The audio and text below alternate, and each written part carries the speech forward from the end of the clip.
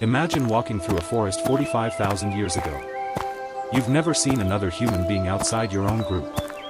As far as you know, your people are the only people. Then, through the trees, you see movement.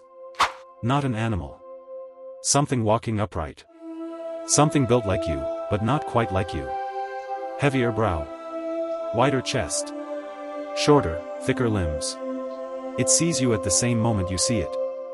Neither of you runs. For the first time in your life, you are looking at a human being who is not from your family, your tribe, or your species.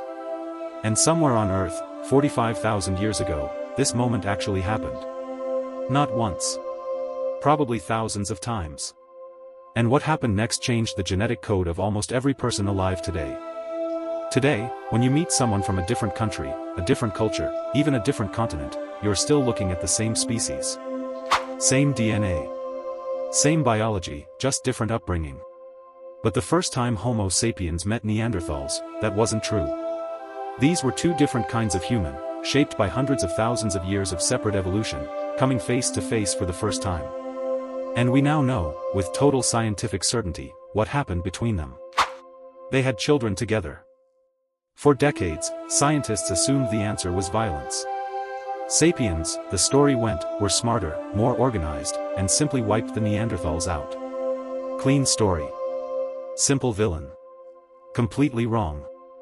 In 2010, a geneticist named Svante Pääbo led a team that did something that sounded almost impossible. They sequenced the full genome of a Neanderthal from fragments of 40,000-year-old bone. And when they compared it to modern human DNA, they found something nobody expected. Neanderthal DNA was sitting inside living people. Right now, if you have any European or Asian ancestry, somewhere between 1 and 2% of your genome came directly from Neanderthals. Not a distant cousin species. A direct ancestor. So let's go back to that first meeting. Homo sapiens began moving out of Africa in serious numbers around 60,000 years ago.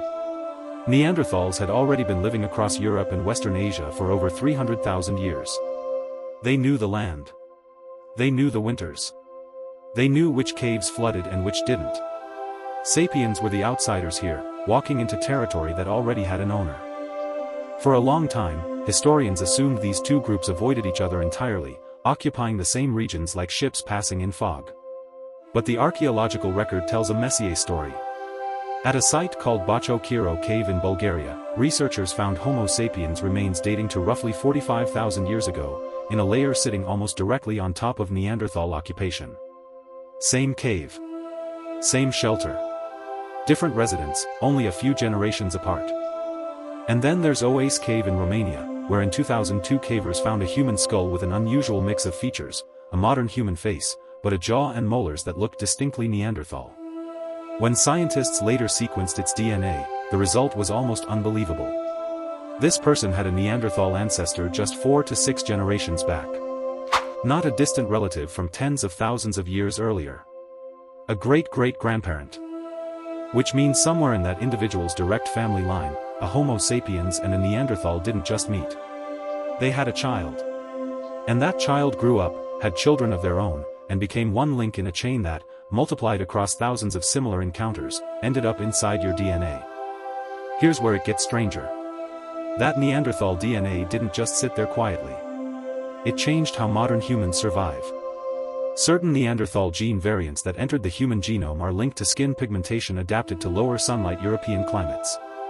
Others affect immune response. Neanderthals had spent 300,000 years building resistance to diseases in Europe and Asia that sapiens, fresh out of Africa, had never encountered. By interbreeding, incoming humans got a genetic shortcut to survival, borrowing immunity that would have taken tens of thousands of years to evolve on their own. But it wasn't only good news. Some Neanderthal-derived genes are linked to modern conditions, including certain risks for depression and altered blood clotting. Whatever passed between these two species at that first encounter, were still carrying the consequences 40,000 years later. So if they were interbreeding, why did Neanderthals disappear and sapiens didn't? This is the part people get wrong the most, because there was no war that ended it. Neanderthal populations were already small and scattered. Genetic studies suggest their total numbers may never have exceeded a few tens of thousands across the entire continent. Sapiens, by contrast, moved in larger, more interconnected groups, trading tools, ideas, and mates across huge distances. When conditions got hard, sapiens groups had a wider network to lean on.